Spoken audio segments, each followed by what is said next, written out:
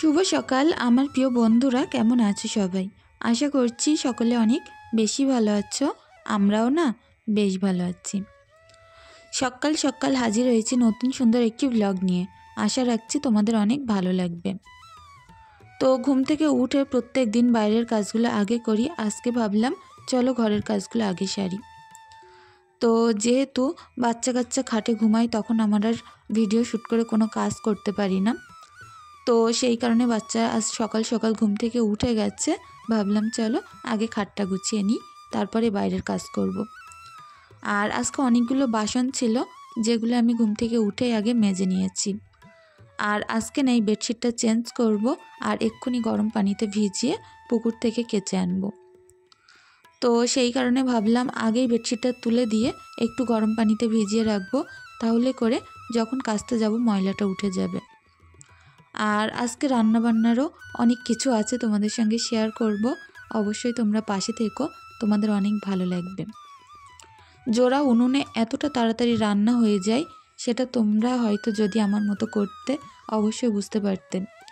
মাঝে একটা দিন আমি গ্যাসে রান্না করেছিলাম, তো সেদিন আমার রান্না করতে অনেকটাই লেট হয়ে গেছিলো। তো আমি ভাবছিলাম যে উনুনে রান্না কি তাড়াতাড়ি হয়, গ্যাসের রান্নাই হয়তো তাড়াতাড়ি হয়, কিন্তু দেখলাম না, উনুনের রান্নায় বেশ তাড়াতাড়ি হয়। যেহেতু চারিদিক থেকে আগুন লাগে আর রান্নাটা বেশ তাড়াতাড়ি হয়ে যায়, অল্প রান্না হোক আর বেশি রান্না হোক। তো গল্প করতে করতে ও ঘরের বেডশিটটা চেঞ্জ করে দিলাম, চলে আসলাম সিমরানের ঘরে। তো এই ঘরটা একটু সুন্দর করে গুছিয়ে দেব। আর এই ঘরটা না খুব একটা বেশি নোংরা হয় না, কারণ সিমরান যেহেতু বড় হয়ে গেছে, খুব একটা বেশি নোংরা করে না। আর ও ঘরটা পুরো একা মাতিয়ে তোলে ঈশা, সবটাই বেশিরভাগই নোংরা করে ঈশা। তো বেডশিটটা সুন্দর করে টান টান করে নিলাম, আর টেবিলের উপরটা একটু গুছিয়ে নিয়েছি। তো যাই হোক, এখন দেখতেও কিন্তু বেশ সুন্দর লাগছে। তো লাস্টে একটু ঝাড়ু দিয়ে দেব, এতে করে যদি কোনো বাড়তি ধুলো নোংরা থাকে তাহলেই সুন্দরভাবে পরিষ্কার হয়ে যাবে। পরিষ্কার পরিচ্ছন্ন থাকাটা অনেক বেশি ভালোবাসি, আর সেই খাতিরেই ভোর থেকে শুরু করে দেই সংসারের কাজ। তো আজকে বলতে পারো ওই 7টা থেকে ঘরের কাজে লেগেছি, আর প্রত্যেকটা কাজ আমি টাইমের মধ্যে করেও আবার হাজব্যান্ডের সঙ্গে একটু বাইরে বেরোবো, সেটাও তোমাদের সঙ্গে শেয়ার করব। অবশ্যই আশা করছি তোমাদের পাশে পাবো। তো এদিকে যে ফুল গাছগুলো থাকে, ব্যালকনিটার অবস্থা অনেকটাই খারাপ হয়ে গেছে। কারণ কি বলো তো, যেখানে দেখবে ফুল গাছের টব রাখবে, মাটি তো পড়বেই। তো সেই কারণে এই জায়গাটা একটু ধুলোবালি লাগছিল, সকাল সকাল মুছে দিলাম। আর আমার এই যে উনুন পাড় অনেক বড় রান্নাঘর এখানে, তো এই জায়গাটা হাজব্যান্ড কাল জাল মেলেছিল, আর জাল থেকে যত শ্যাওলার কুচি এখানে পড়েছে। তো ল্যাপা পরিষ্কার পরিচ্ছন্ন জায়গায় যদি এরকম কেউ নোংরা করে কেমন লাগে বলো তো? তবুও করার কিছু নেই। তো ওই নোংরাগুলো আমি পরিষ্কার পরিচ্ছন্ন করে নিচ্ছিলাম। আসলে কি বলো তো, ঘরের আনাজ কানাজ প্রত্যেকটা জায়গায় আমি এরকম সকালবেলা উঠেই পরিপাটি করে নিই। এতে করে আমার আর সারাদিনে আর খুব একটা ঘরের কাজে হাত দিতে হয় না। এবার রান্নাবান্না শেষ করলে বিকাল থেকে পুরো ফ্রি টাইম, আর সেই টাইমটা আমি আমার বাচ্চাদের পড়াশুনো খেলাধুলার পিছনে দিতে পারি। তো বেশ অনেকগুলো জামা কাপড় কাল রাত্রে আমি কেচেছিলাম, তো সেগুলো একটু ভিজে ভিজে টাইপের ছিল। তো সে কটা আমি এখন রৌদ্রে মেলে দিচ্ছি। এ কটা শুকিয়ে গেলে তুলে নিয়ে এখানে আরও নতুন কিছুটা জামা কাপড় কেচে আবারও মেলতে দেব। যেহেতু একটা দড়ি আর খুব বেশি বড় নয়, সেই কারণে আমাকে একটু পাটে পাটে মেলতে হয়। আর ছাদে মেললে কি হয় বলো তো, ছাদে যেহেতু আমার দড়ি নেই, এমনি পাতিয়ে পাতিয়ে মেলি, তো ওখানে কিন্তু ধুলো ওঠে। তো সেই কারণে ভাবি অল্প কটা জামা কাপড় হলে নিচেই দেওয়ার চেষ্টা করি। আর এখানটায় সারা দিন যেহেতু রোদ্দুর থাকে আর প্রচুর বেশি হাওয়া বয়, তো বিলের পাড় যেহেতু অনেক সুন্দরভাবেই হাওয়া লাগে আর শুকিয়ে যায়। তো ওই যে বেডশিটটা অনেক গরম পানি নিয়েছি, একটু চুবিয়ে রেখে দেবো। বেডশিট যিনিই দেখবে 4-5 দিন পাতা থাকলে অনেক বেশি ধুলো ধুলো হয়। আর বিশেষ করে এখন যেহেতু শীতের সময়, সেই কারণে তো নোংরা একটু বেশি হচ্ছে। তো এই কারণে গরম পানিতে ভিজিয়ে রাখলাম, একটুখানি বাদে কেচে নেব। তো তার মাঝে একটু খিচুড়ি করেছি শুকনো লঙ্কা জিরে ফোড়ন দিয়ে। তো সমস্ত রকম যেহেতু সবজি অ্যাড করেছি, এত দারুণ লেগেছে না, কি বলবো। তো এখন একটু খিচুড়িটাও খেয়ে নেব। আর এর মাঝে আমার বান্ধবী এসেছিল, এসে সিমরান আর ঈশাকে ব্যাগ ট্যাগগুলো গুছিয়ে নিয়ে চলে গেছে। আজ সারাদিন সিমরান ঈশা আমার বান্ধবীর বাড়িতেই থাকবে, আর ও এসে নিমন্ত্রণ করেছিল, তো এসে আবার সাথে করে নিয়েও গেছে। তো যাই হোক, ঈশা তো হয়তো রাত্রে থাকতে পারবে না, রাত্রেও আবার এসে দিয়ে যাবে। তো সারাদিন ওদের বাড়ি থাকবে, আনন্দ করবে, আর ওর মেয়ের সঙ্গে খেলাও করবে। তো এদিকে দেখো, ভাতের মধ্যে আমি এখন আলু সিদ্ধ বসিয়ে দিচ্ছি। আর আজকে বললাম অনেক কিছু রান্না করব, কি করব বলো তো? সবটাই আমার ফেভারিট খাবার। আলু ছানা হবে, ডাল হবে, সঙ্গে একটু চিংড়ি মাছের বড়া। তো ডালের সঙ্গে গুঁড়ো গুঁড়ো একেবারে ভুষি চিংড়ি যাকে বলে, ওই মাছের বড়া কিন্তু বেশ ভালো লাগে। তো এদিকে আমি ডালটা চাপিয়ে দিলাম মাটির হাঁড়িতে, আর এদিকে ভাতটা হতে থাক। একটা বেগুন নিয়েছি, লাস্টে গরম উনুনের ভিতরে রেখে দেব, পুড়ে যাবে। তো ডালটা যাতে হয় ততক্ষণে আমি মাছটা পুকুর থেকে পরিষ্কার করে আনবো। তো আমি বারবার আগলা করে দেখছিলাম উতলে পড়ে কিনা, তো দেখলাম না, ঠিকই আছে, তখন রেখে পুকুরে যাওয়াই যেতে পারে। তো কি বলো তো, উনুনে একটা জিনিস কি জানো তো, খুব তাড়াতাড়ি রান্না শেষ হয়ে যায়, আর শীতকালে তো প্রচুর ভালো লাগে উনুনে রান্না করতে। তো এদিকে দেখো কি সুন্দর করে আমি মাছগুলো এখন পরিষ্কার করে নেব। এই ভুসি চিংড়ির মধ্যে কিন্তু একটু একটু ময়লা থাকে, যেমন ধরো কাঠের কুচি, তারপরে অন্য অন্য মাছ। তো এই মাছগুলোর ভিতরে খুব একটা নোংরা ছিল না, তবে কি বলো তো, চিংড়ি মাছ বাদেও এখানে অনেক রকমের ছোট্ট ছোট্ট মাছ ছিল। তো আমি সেই অন্য অন্য মাছগুলো খুঁটে খুঁটে এর ভিতর থেকে বাদ দিয়ে দিয়েছিলাম, আর এখন সুন্দরভাবে কষলে কষলে অনেকবার ধুয়ে নেব। আর এই মাছের বড়া চালের গুঁড়ো দিয়ে এত মজা লাগে না, কি বলবো।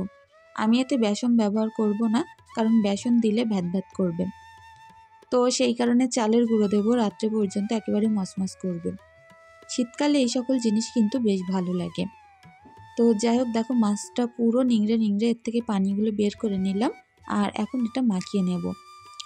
এর মধ্যে অ্যাড করেছি আদা রসুন বাটা, নুন, জিরের গুঁড়ো, হলুদ, লঙ্কার গুঁড়ো, আর এর মধ্যে দিয়েছিলাম একটুখানি পেঁয়াজ কুচি আর শুকনো লঙ্কা। তো যাই হোক, এটা সুন্দর করে এখন খানিকক্ষণ মাখিয়ে নেব, তারপরে দেব চালের গুঁড়োটা। আর চালের গুঁড়ো দিলে কিন্তু বেশ সুন্দর শক্ত মচমচ করে। তো দেখো, অল্প অল্প করে চালের গুঁড়ো দিচ্ছিলাম, মাখিয়ে নিচ্ছিলাম।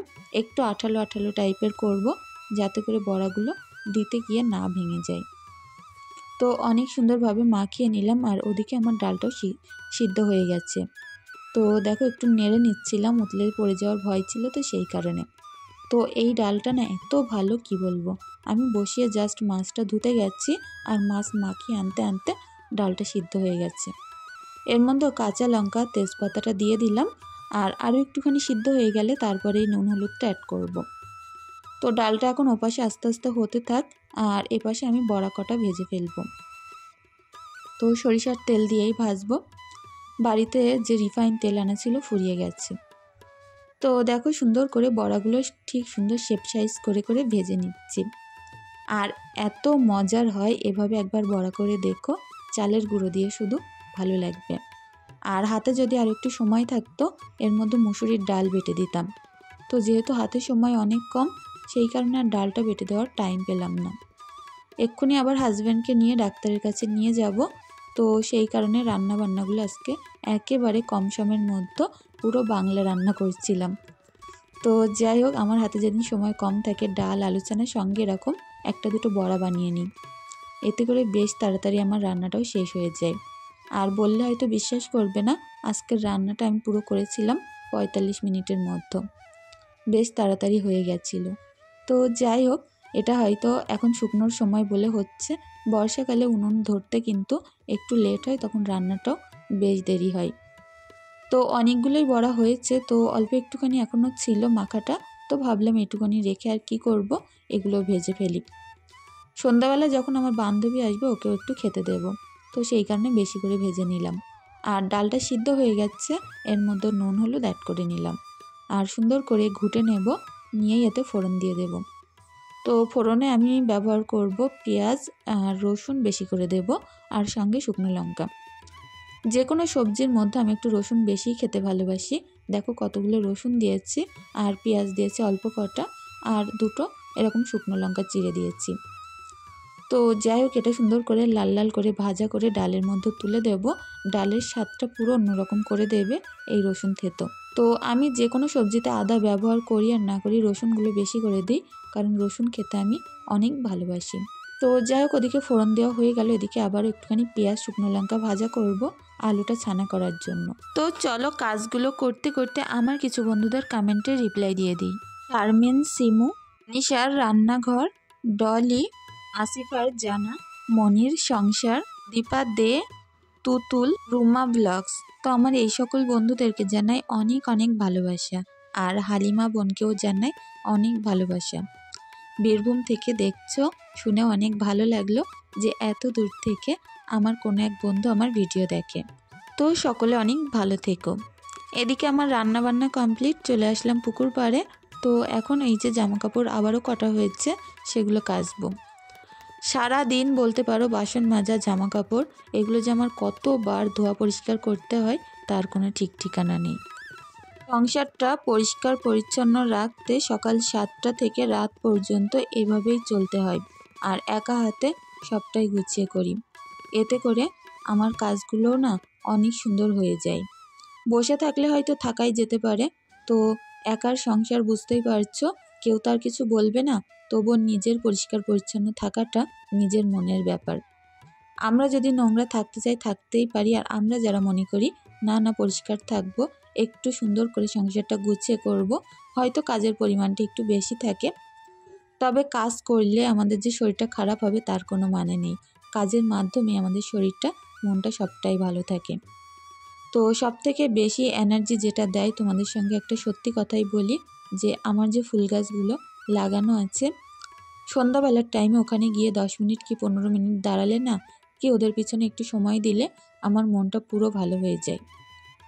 তো যাই হোক, এরকম কিছু কিছু কাজের জিনিসের মাঝেই আমার নিজের মনকে অনেক সুন্দরভাবে মিলিয়ে রেখে দিই, যাতে করে কষ্টগুলো আর কষ্ট বলে মনেই হয় না। তো অনেকটা তাড়াহুড়োর মধ্যেই আছি, বললাম হাজব্যান্ডকে নিয়ে ডাক্তার দেখাতে যাব। এখন এগুলো কাচা ধোয়া করে বাথরুমে গিয়ে স্নান সেরে তারপরেই বেরোবো। তো তার আগে অনেকগুলো জিনিসপত্র আমাকে নিতে হবে বাজার থেকে, তো সেগুলো আবার একই সঙ্গে কিনে নেব। তো একটু তাড়াহুড়োর মধ্যেই আছি, আর অবশ্যই গুছিয়ে গাছিয়ে তোমাদের সঙ্গে শেয়ার করব যে কিভাবে যাচ্ছি আর কোথা দিয়ে আমরা যাচ্ছি। যেহেতু গ্রামের ভিতর দিয়ে ইচ্ছে আছে আসার সময় আসব, কারণ এত সুন্দর পরিবেশ, চারিদিকে সরষে ক্ষেত, তার মাঝ দিয়ে রাস্তা, আবার চারিদিকে সুপুরি গাছের পুরো সারি সারি বাগান। বন্ধুরা, সকাল সকাল সংসারের সমস্ত কাজকর্ম হয়ে গেছে, আর এখন যাব হাজব্যান্ডকে নিয়ে একটু ডাক্তারের কাছে। তো অবশ্যই যদি পারি তোমাদের সঙ্গে শেয়ার করব। আর আমরা যে ভিতরের রাস্তা দিয়ে যাব, রাস্তাগুলো অনেক বেশি সুন্দর। অবশ্যই চেষ্টা করব তোমাদের সঙ্গে সেই সকল পথঘাট, গ্রামের রাস্তাঘাট শেয়ার করতে। অবশ্যই পাশে থেকো। তো আমার তো গোছানো কমপ্লিট, চুলটা শুধু ভিজে আছে, বেঁধে নেব, হয়ে যাবে। তো যেহেতু হাজব্যান্ড এখনও বাড়িতে আসছে না, ভাবলাম যে শুকনো জামা কাপড়গুলো তুলেছি সকালের, তো এগুলো এখন ভাঁজ করে নিই। যতক্ষণে ওই আসবে ততক্ষণে আমার ভাঁজ করা হয়ে যাবে, তাহলে আর সন্ধে পর্যন্ত এগুলো পড়ে থাকবে না। আসলে গোছানো গাছানো সংসারের এতটাই বেশি শখ, স্বপ্ন, সেই কারণে না যতই শরীর খারাপ থাক যাই থাক, কোনো কিছুই ফেলে রাখতে পারি না। আমি যখন কোনো জায়গা থেকে আসি কিংবা কোনো জায়গায় বেরোই বাড়ি থেকে, পুরো বাড়িটা নিট অ্যান্ড ক্লিন করে রেখেই যাই। অনেকে হয়তো তাড়াহুড়োর মাথায় গুছিয়ে গেছে যখন বাড়ি থেকে বেরোই, খাটের অবস্থা, ঘরের অবস্থা অনেক খারাপ থাকে, কিন্তু আমি তো আর উল্টোটা করি, যে যত কষ্টই হোক আর যেখানেই যাই, ঘর বাড়ি, খাট, আলনা সবটাই পরিপাটি করে গুছিয়ে রেখে বাড়ি থেকে বেরোই, যাতে করে সেখান থেকে এসে কষ্ট হলে আর কাজগুলো না করতে হয়, 10 মিনিট একটু শুতে পারি, বিশ্রাম নিতে পারি। তা নয় দেখবে বাড়িতে এসে যদি দেখি আরও অনেক কাজ, তখন এসে আরও বেশি মাথা খারাপ হয়ে যায়, যেগুলো কখন করব, কখন কি হবে, শুতেই মন চায় না, যে কাজগুলো আগে শেষ করি তারপরে শুব। তো সেই কারণে সবটাই গুছিয়ে গাছিয়ে রেখেই যাচ্ছি। তো এখন দেখো, এই যে ফাঁকা রাস্তা দিয়ে বাড়িতে আসছিলাম, আমাদের কাজটা মিটে গেছে। চারিদিকে দেখো শুধু সরষে ক্ষেত, ফাঁকা মাঠ, বিল, বাগান আর পুকুর। পুকুরগুলো দেখলে তো পুরো মন ছুঁয়ে যাবে, মাঠের মাঝখানে পুরো ফাঁকা ফাঁকা পুকুর। দেখো কত সুন্দর জায়গা, দেখতেও বেশ ভালো লাগছে। তো বাড়িতে আসলাম, এই যে আজকে আমাদের মেনু ডিম সিদ্ধ, আলু চানা, বড়া আর ডাল। তো বন্ধুরা আজকের ভিডিওটি আর বেশি দূর বাড়াবো না, সকলে অনেক ভালো থেকো, সুস্থ থেকো, আমাদের জন্য একটু দোয়া ভালোবাসা রেখে যেও।